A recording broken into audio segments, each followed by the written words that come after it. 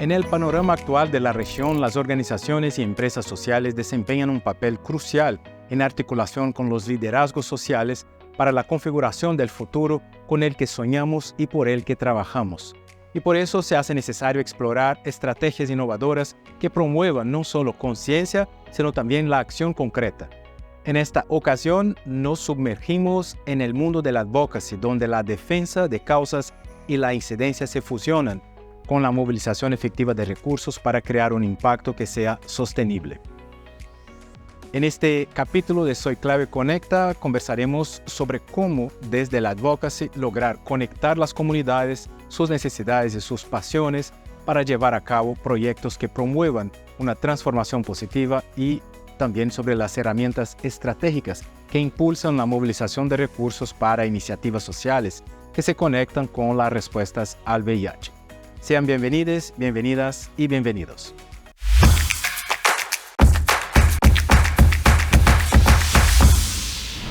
El día de hoy contamos con dos personas invitadas que trabajan desde el advocacy y la movilización de recursos en América Latina desde sus países.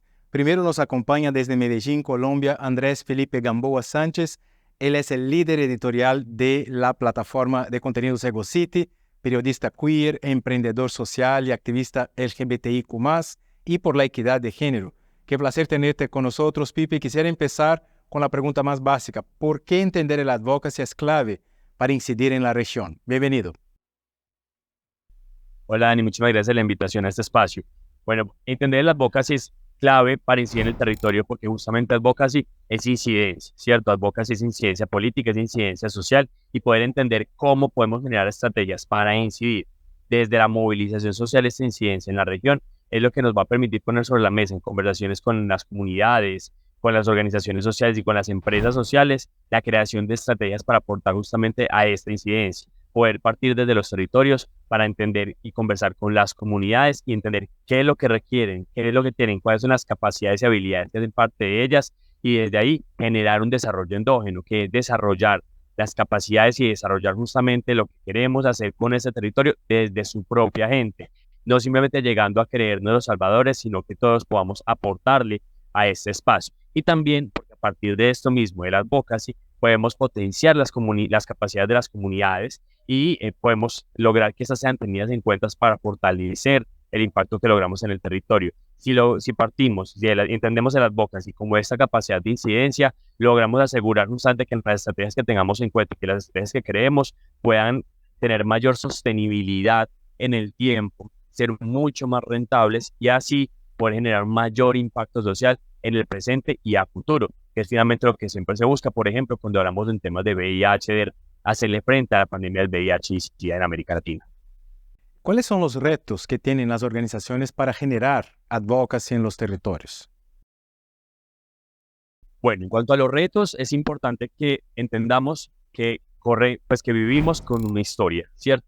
Y que vivir con esta historia también nos pone sobre la mesa el entender que anteriormente muchas otras organizaciones, muchas otras colectivas, muchas otras entidades han cometido errores, pero nosotros podríamos decir que las comunidades no olvidan esos errores, los tienen en cuenta, los tienen presentes, y eso hace que a partir de ahora uno de los principales retos sea la generación de confianza, es lograr que las organizaciones sociales, sea con ánimo o sin ánimo de lucro, puedan realmente generar estrategias que sean sostenibles y que sean rentables a partir de la confianza con las comunidades. Por eso les hablaba inicialmente, hablar de advocacy es poder generar vínculos, ¿cierto? Es poder generar estrategias a partir de las comunidades. Entonces, si generamos estrategias a partir de las comunidades, nos tenemos que ganar la confianza de las comunidades. Y ese es uno de los mayores retos. La gente no está confiando mucho en este momento en las organizaciones, en las entidades, por todo lo que sabemos que ha sucedido en la región. Entonces, esa generación de confianza es supremamente importante como reto. Además, también hay que hablar de lo que son la gobernanza de las organizaciones sociales, las formas, las capacidades y cómo nos organizamos, cómo nos entendemos, cómo eso corresponde a nuestras realidades, a las realidades de los demás. Y además, cómo de las mismas organizaciones sociales y cómo los activismos buscamos una representatividad, ¿cierto? Hay que tener mayor representatividad porque cuando hablamos, por ejemplo, de temas de VIH, hablamos de las poblaciones claves, pero también de otras poblaciones que son invisibilizadas, que también necesitan ser escuchadas para poder nosotros generar estrategias que generen un impacto real. Entonces, principalmente esos retos tendríamos para generar advocacy en los territorios. La generación de confianza, el tema de la gobernanza de las organizaciones sociales, búsqueda efectiva de la representatividad y, lograr generar proyectos, aunque le aporten a lo social, que igualmente sean rentables y sostenibles. Son los grandes retos que tenemos en este momento desde la advocacy. Sí, cuando pensamos en advocacy, o sea, pensamos también en procesos que pueden tomar años para que los resultados y los logros sean visibles. Entonces, es muy importante comprender este camino, ¿no? ¿Cuáles son los pasos o acciones para tener en cuenta al generar este proceso de advocacy entre y a partir de las comunidades? Digamos que vamos a enumerar unos cuantos pasos, puede haber más, puede haber menos, depende del proyecto que queramos montar, ¿cierto? Pero digamos que inicialmente es entender la causa. Si esa causa nos apasiona, ¿por qué nos motiva una causa, cierto? Digamos, en este caso, cuando hablamos de Soy Clave, en los temas de VIH. Entonces, entender realmente qué es el VIH, más allá del estigma y la discriminación, sino entender y podernos configurar socialmente ante este tema. Entonces, primero, entender la causa. Segundo, poder leer el contexto social de las múltiples facetas, ¿cierto? Luego, crear esa confianza que les estaba mencionando inicialmente con las comunidades. Entonces, si yo entiendo la causa, si yo leo el contexto desde sus múltiples facetas y ahí busco crear confianza con las comunidades, estoy avanzando enormemente en poder conversar con las comunidades y desde ahí es donde voy al siguiente paso, que es la participación y la representación la representatividad, perdón, de las poblaciones. Con esta participación y representatividad estoy buscando gente, estoy buscando las comunidades, estoy yendo a los barrios, estoy yendo a los pueblos, estoy yendo a los países, que la gente me diga, venga, ¿qué es lo que usted necesita? ¿Cómo lo necesita? Yo entiendo, por ejemplo, que esa es la causa que estamos movilizando. Entonces, frente a esta movilización, frente a esta causa, hay unas necesidades, pero ustedes desde el territorio tienen otras necesidades. ¿Cómo ponemos a conversar eso? Y desde ahí, el planteamiento de soluciones con las comunidades y desde sus habilidades. Nosotros no podemos tenemos que dejar como ese pensamiento colonialista, que nosotros entonces nos creemos salvadores. Entonces, nosotros cogemos y generamos una estrategia y llevamos a la comunidad, le decimos a la comunidad, es que yo sé lo que usted necesite, como yo sé lo que usted necesita, entonces usted va a realizar esto. No, la comunidad sabe qué es lo que necesita, la comunidad lo vive, la comunidad lo sufre, lo afronta todos los días. Entonces nosotros nos sumamos a esos planteamientos, a esas necesidades y desde ahí empezamos a potenciar las capacidades y las habilidades del territorio, de la gente que quiere generar ese cambio en sus propias vidas.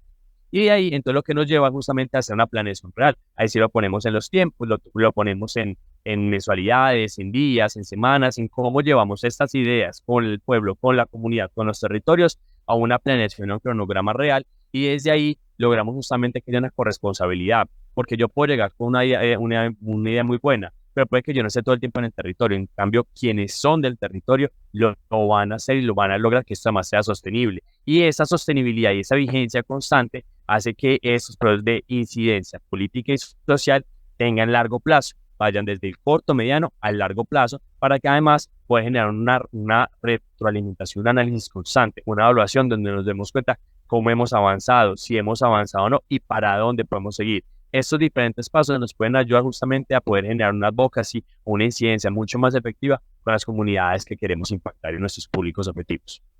Sí, muy interesante esta perspectiva que compartes con nosotros y entender que la advocacy es un mixto, ¿no? ¿Cómo se puede decir? Una unión entre las acciones que uno quiere promover y los cambios que se quiere promover. Entonces, cuando unimos esto y ponemos en esta perspectiva de mediano y largo plazo, se queda más fácil entender el proceso de advocacy. Muy interesante. Ahora quería escuchar desde la experiencia de ustedes, por ejemplo, con una plataforma tan reconocida como EgoCity de comunicación sobre la diversidad. ¿Cómo es posible innovar utilizando las oportunidades que nos ofrecen plataformas digitales y plataformas de comunicación? Bueno, hay un tema súper importante con lo que acabas de decir, justamente lo que hacemos con EgoCity es la innovación social, ¿cierto? Digamos que innovación como tal es hacer lo que venimos haciendo de una forma diferente para mejorar, ¿cierto? No para empeorar, siempre para mejorar. Entonces, por ejemplo, nosotros como EgoCity, cuando EgoCity nace, y voy a hablar muy rápido de esto, cuando EgoCity nace ante una necesidad que nosotros veíamos en Medellín, Colombia, de crear una guía gay. Decíamos, hay que hablar desde otras narrativas sobre las realidades LGBT, sobre las realidades gays. Pero a nosotros entrar a vincularnos con la comunidad, como les decía, entrar a vincularnos con la comunidad, con los activismos, para las organizaciones y que además toda esta causa nos empezara a atravesar nuestro cuerpo al equipo de trabajo de GoCity, ahí empezamos a decir, es que esto no puede ser una guía gay, esto tiene que cambiar y tiene que transformarse hasta lo que es ahora, después de 10 años, una plataforma cultural, una plataforma de comunicaciones, donde, por ejemplo, hablar de VIH es transversal para nosotros, hablar de la cultura LGBT, hablar de, bueno, de muchísimos temas, es súper importante. ¿Pero por qué? Por la creación de vínculos. Ahí creamos vínculos, fortalecimos el relacionamiento, nos hicimos activistas también, ¿cierto? Digamos que no es que uno todo el tiempo tenga que volver activista, pero no se tiene que crear un vínculo con la causa y con las comunidades, que uno diga, esto me atraviesa, esto me duele, ¿cómo lo quiero cambiar? Y esto es lo que nos pasa también con el VIH. Entonces eso fue lo que logramos con EgoCity, irnos transformando con las comunidades, ir creciendo con lo que veíamos en Medellín, con lo que veíamos en Colombia, con lo que vemos en América Latina, que ya nosotros trabajamos a nivel de América Latina, y con eso crear esos vínculos para a partir de ahí generar estrategias que dijéramos, esto sí puede generar un cambio, un impacto positivo, un impacto social, podemos ser agentes de cambio positivo para lograr que desde la incidencia social y política haya cambio en las políticas públicas, haya cambio en los comportamientos de los públicos, haya una mayor visibilización de las diversidades, mayor visibilización, por ejemplo, de los temas de salud sexual y reproductiva, entonces, para las poblaciones que viven y conviven con el VIH, y eso nos transforma la realidad. Eso fue lo que nosotros hicimos con EgoCity, conversar. Conversamos con las comunidades, nos empezamos a montar en la ola de las comunidades quieren esto, es que nosotros somos parte de las comunidades, cómo hacemos esta transformación social, cómo nosotros entendemos el dolor de la comunidad y del territorio para que desde ahí, digamos, cómo hacemos la incidencia. Y nosotros, digamos, en Colombia hemos sido actores de cambios sociales, como lo viene siendo la aprobación del matrimonio igualitario, el tema con la población trans, la visibilización de las poblaciones trans para el cambio de componente de sexo, numérico, nombre y demás, y también el acompañamiento a las comunidades que trabajan desde los activismos de VIH, en todo lo que tiene que ver con dolutegravir, todo lo que tiene que ver con mostrar facetas y mostrar rostros que naturalicen que vivir con VIH no es una sentencia de muerte, ¿cierto? Y que existe la prevención combinada, y que está la PrEP, y que está la PEP, y bueno, toda esta información, ¿cómo lo hicimos? Haciendo parte de las comunidades, conversando con los activismos, conversando con la gente, transformando las realidades y haciéndolo a partir de los rostros de quienes hacen parte de ello y nosotros también haciendo parte de ello.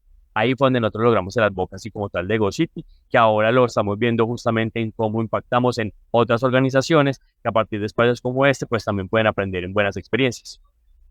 Buenísimo. Vamos a ver más adelante con nuestra próxima invitada la cuestión de movilización de fondos, de sostenibilidad, pero ¿cuáles han sido las lecciones aprendidas en esta experiencia con una plataforma que tiene y que se propone a tener un impacto social? ¿Cómo mantener esta acción de advocacy y este impulso a lo largo del tiempo? O sea, de manera sostenible. ¿Qué lecciones pueden compartir con nosotros? Hay algo súper importante y es soñar, ¿cierto? Para nosotros como EgoCity es súper importante entender que podemos soñar, porque muchas veces nos hablan desde muchos aspectos que trabajar por las causas sociales es tenerse que limitar en temas de fondos, como lo decías, con temas de recursos y demás, pero en cambio, si soñamos y si nos damos cuenta que nos podemos sumar a la gente, todo puede ser real, ¿cierto? Esa es una de las grandes lecciones aprendidas, pero también entender que primero, pues otra, digamos que ya la segunda, es no creernos salvadores, no somos salvadores de nada, tenemos que eliminar nuestros privilegios de nuestra mente para ponernos en el territorio y decir, estamos trabajando entre pares, no soy más que tú, no soy menos que tú, trabajamos juntos y en conjunto y así llegamos mucho más lejos. Y también el otro aspecto es poder entender que al no ser salvadores y al trabajar en conjunto hay que generar vínculos, redes de apoyo, agenciamiento, juntanza, como lo queramos llamar. Es juntarme con las otras organizaciones, dejar los celos, no ser recelosos. Es decir, si esta organización hace esto, yo no puedo hacer esto otro. Si este hace esto, yo no. O sea, si nos juntamos, todos los talentos diferenciales de cada una de las organizaciones y de cada uno de los liderazgos nos pueden llevar justamente a fortalecer y a decir, sí podemos hacer el cambio. Desde tu fortaleza, mi fortaleza, y así tenemos múltiples facetas, múltiples perspectivas de una problemática o un aspecto que necesitamos mejorar. Eso nos ayudó muchísimo porque, claro, entre más sujetos seamos, entre el activismo más fuerte se haga, entre más impacto tengamos en el territorio, eso nos ayuda justamente a generar una incidencia muchísimo más fuerte. Esa es una de las grandes lecciones que nos ha dejado a nosotros como EgoCity estos 10 años que llevamos. Antes queremos ser los únicos y queremos ser los mejores. Ahora no es queremos ser los únicos y queremos ser los mejores, es queremos fortalecernos y hacer más fuerte el movimiento. Y eso nos ha llevado a crecer muchísimo más. Y obviamente a generar que haya mayores recursos, que todo pueda llegar y que todo pueda circular como en un clúster social. Buenísimo. Esto nos habla mucho de la importancia de las coaliciones, de la colaboración en un ambiente de recursos escasos, también de lucha por una causa que muchas veces es urgente, ¿no? En la mayoría de los casos de la diversidad, del VIH, lo que sea. Entonces, muy interesante y gracias por compartir estas reflexiones con nosotros. Muchas gracias, Felipe. Un gusto y nos vemos en una otra oportunidad. Y para continuar hablando de advocacy desde las organizaciones sociales y gestión de recursos para fortalecer la respuesta al VIH en América Latina, tendremos a nuestra siguiente invitada. Nos conectamos con Victoria Fuentes desde México, directora de Child Fund México, y ha colaborado en la movilización de recursos, creación de alianzas estratégicas con actores de la sociedad civil, gobiernos y sector privado, con el Fondo de Población de Naciones Unidas, UNFPA y ONU Mujeres. Victoria, qué placer tenerte con nosotros. Quisiera empezar con la pregunta más básica. ¿Por qué la movilización de recursos es clave para la generación de cambio social en la región? Bienvenida. Muy feliz de estar aquí ahora desde mi cargo de directora de Child Fund México, como bien lo dijiste. La movilización de recursos es cada vez una necesidad más real, no es percibida. Hace muchísimos años, muchos años, a mí me tocó asistir a este cambio que se dio del mundo de los donantes, la comunidad, la arena internacional, que decidieron pues que América Latina ya era una región graduada en muchos sentidos, particularmente en el sentido, en el tema de la movilización de recursos. Era como si nosotros pudiésemos ser autosuficientes, pero no lo somos. Los fondos, la asistencia internacional, el foco está en África y el sureste de Asia, como todos sabemos. Sin embargo, en América Latina tenemos algo que potenciar y que es muy importante. Somos una región en que básicamente todos hablamos el mismo idioma, y eso es algo que tenemos que aprender a vender. Número uno. Y número dos, la movilización tiene que hacerse cada vez más a lo interno de los países, no tanto con la comunidad internacional, sino explorar cuáles son las fuentes que nosotros tenemos dentro de los propios países.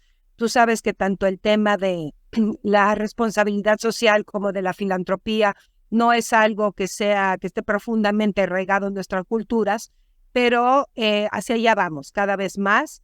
Y creo que estamos en un momento muy lindo, particularmente porque los grandes donantes, la comunidad internacional, está buscando la localización.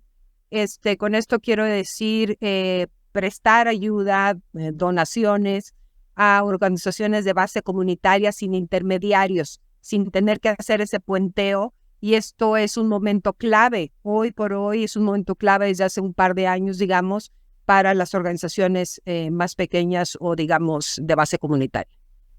Fantástico, muy interesante lo que nos cuentas, porque de verdad que este impulso desde las bases, desde las organizaciones lideradas por la comunidad, en el caso del VIH es fundamental y crucial para que alcancemos las metas propuestas. En el arranque de una iniciativa, ¿cuáles son las cosas que debemos tomar en cuenta para la movilización de recursos? Mira, parecería que no, pero es muy importante contar con tener en mente algunos de los principales retos, ¿no? Y esto es, mira, te voy a enumerar algunas cosas. Tener las actas constitutivas, ¿no?, de las organizaciones en pie, los estatutos en pie, con las funciones, las responsabilidades claras de todo el organigrama, los derechos que se tienen como organización en cada lugar, pero también las obligaciones, y con esto me refiero muchísimo al tema del fisco, ¿no? En México tenemos un sistema de administración tributaria con el que nosotros tenemos que cumplir, y además existe, no sé en el resto de los países, pero existe también la necesidad de ser una donataria autorizada.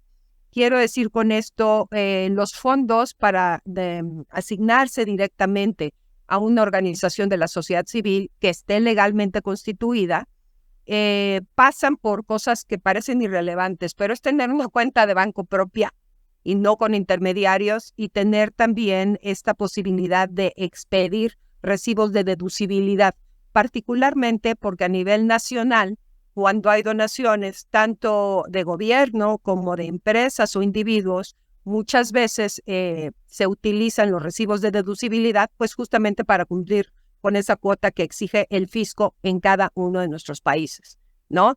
Por otro lado, otro de los retos, pues, es tener un capital semilla. Las finanzas son la clave de todo. Y si nosotros pensamos que las organizaciones de la sociedad civil viven de los recursos externos, pues tenemos que tener un capital semilla fuerte, unas finanzas sanas. Pero más allá de esto, un sistema, por ejemplo, de costeo interno que nos permita tener al día la contabilidad y saber hacia dónde vamos para poder tomar decisiones oportunas. Ahora, también se me ocurre que cada una de las organizaciones tenemos claramente que tener bien definida y bien estructurada lo que es la misión, la visión y nuestros valores como organización. También saber si contamos con el recurso humano adecuado, ¿no? Desde el liderazgo hasta los temas técnicos, informática, repito, contabilidad de administración, que no necesariamente existen siempre en organizaciones más pequeñas. Y bien importante, y quiero hacer énfasis en esto, una estructura financiera que sea realista y que sea saludable. Buenísimo. Estamos con Victoria Fuentes, directora de Child Fund México, hablando con nosotros sobre la importancia de la movilización de recursos, especialmente en el contexto de organizaciones de base comunitaria.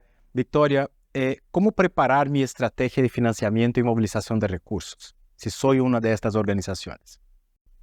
Ok, muchísimas gracias.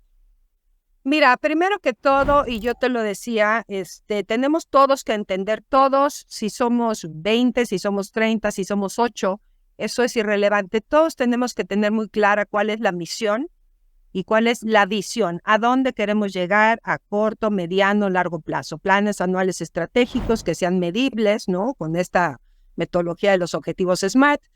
Pero para mí es muy importante, y en mi experiencia, hacer este análisis que no se le da el suficiente valor, que es el análisis de fuerzas, oportunidades, debilidades y amenazas, que es el llamado FODA, no como equipo, sino como individuos. Todos los individuos, todos los miembros de un staff, de una organización, tienen que conducirlo de una manera honesta, de una manera muy transparente y posteriormente, pues, hacer un FODA organizacional, ¿no? Una vez que tengamos claro cómo es que nosotros, las fortalezas, pues ahí están y hay que mantenerlas, tenemos que entender cómo es que mapear, cómo es que están las otras organizaciones que están haciendo algo similar a lo nuestro para saber dónde están nuestras oportunidades, dónde está nuestro valor agregado, qué es lo que nos hace diferentes. Y en cuanto a las debilidades, pues tener mecanismos y tácticas para convertirlas en oportunidades, que es justamente el propósito del análisis FODA. Me quiero detener aquí en algo y quiero ser muy clara. Cuando nosotros hablamos de amenazas en un entorno comunitario, estas amenazas tienen que pasar por algo que se utiliza mucho en la estrategia militar, ¿no? Que es una sumatoria de capacidad más intención.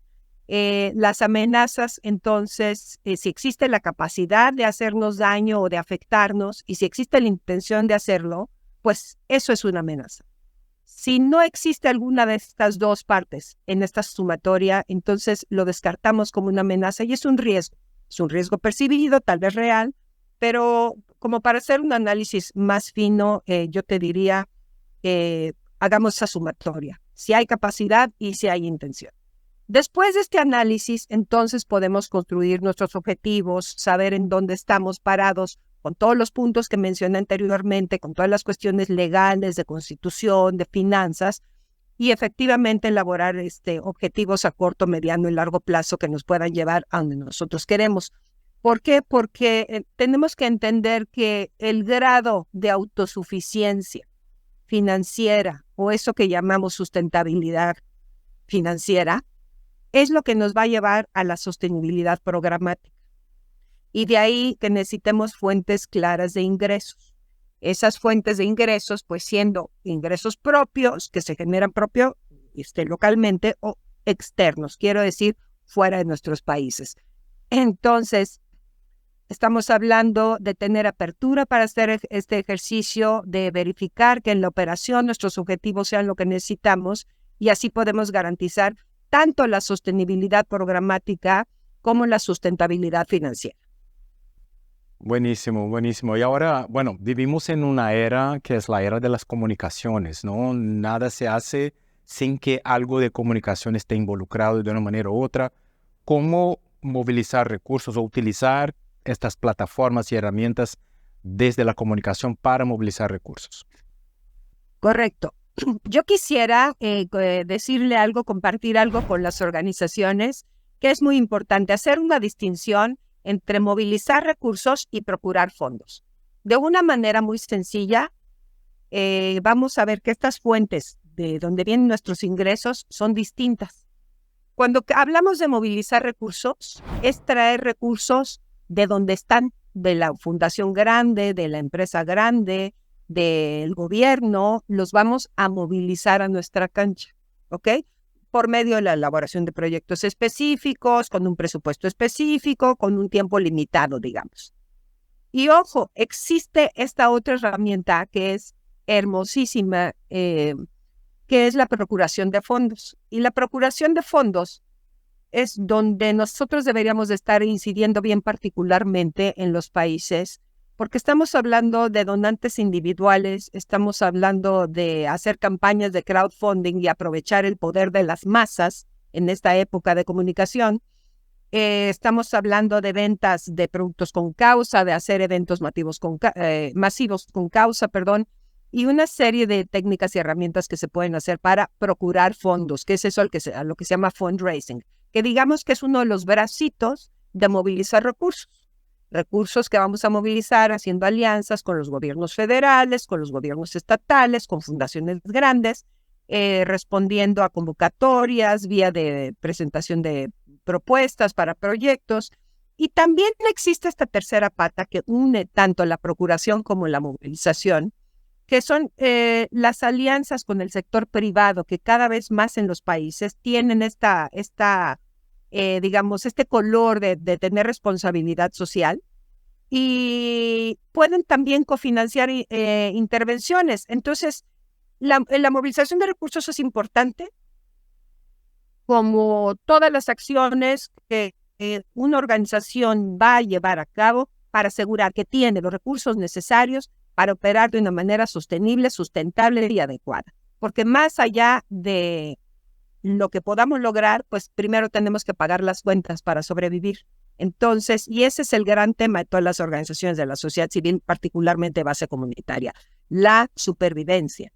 Entonces, ¿la movilización se hace de la mano de la comunicación? Sí, la comunicación es nuestra gran herramienta.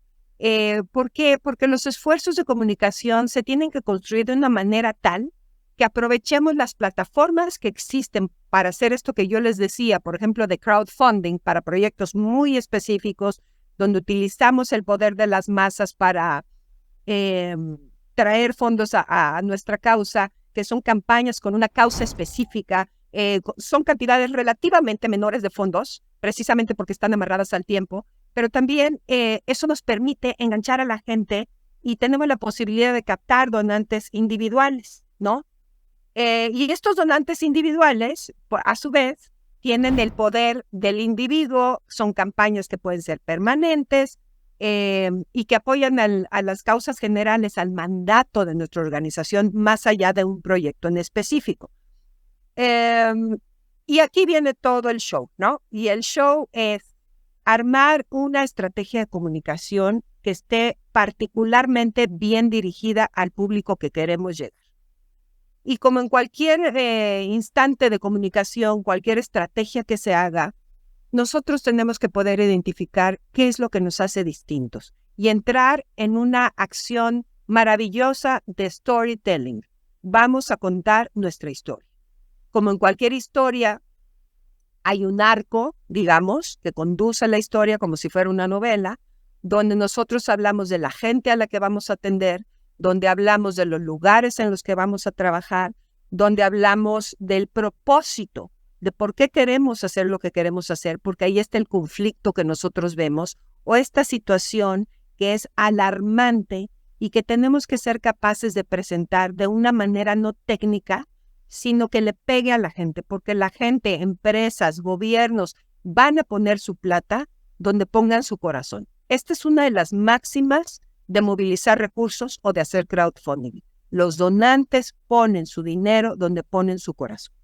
Entonces, si nosotros logramos, como les decía, hacer que se enciendan esas alarmas en la cabeza, en el corazón de la gente y que se enganchen, de alguna manera la gente se va a meter en ese contexto que le estamos presentando y va a abonar a nuestra causa porque entiende, lejos del tecnicismo, sino de la mano del storytelling, por qué es necesario que apoye, por qué le interesa apoyar. Hacia allá queremos llevar tanto a los gobiernos como a las empresas, como a los individuos.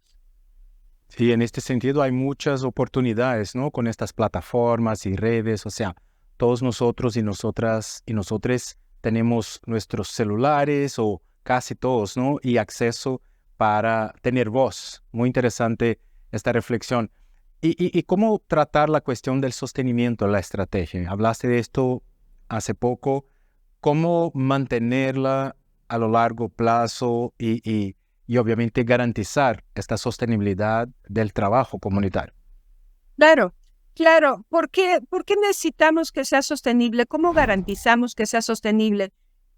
Porque si nosotros no tenemos como organizaciones de base comunitaria o como organizaciones de la sociedad civil, por lo general, no tenemos fuentes permanentes absolutamente garantizadas de recursos, lo más sabio que podemos hacer es tener un abanico amplio, una mezcla amplia de subvenciones, de donaciones, de patrocinios, si así lo queremos llamar, porque como yo decía, más allá de fondear causas, hay que pagar cuentas, ¿no?